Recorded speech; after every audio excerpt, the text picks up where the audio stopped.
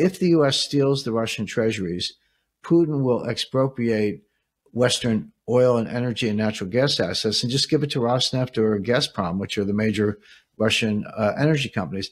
It's estimated that it's estimated that there are more Western assets in Russia than there are Russian treasury bonds in the West. So Putin could actually make a profit on this whole thing.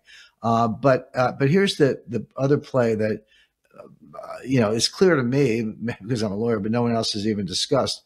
Where are these assets? There's only about 5 billion of the 300 in U.S. banks, and those can be stolen very easily. But over 200 billion are in Euroclear. Euroclear is the largest clearing, settlement, and custody organization in Europe. And it has over $40 trillion of total assets, stocks, bonds, other types of securities, et cetera. But it has these 200 billion of the 300 billion of Russian assets, U.S. Treasury securities, are in Euroclear. Now, if you seize those, Euroclear has offices around the world. They have offices in Bahrain, UAE, Hong Kong, Singapore, a rep office in Beijing, et cetera. Russia could sue Euroclear in any one of those offices. And just take Hong Kong, for example.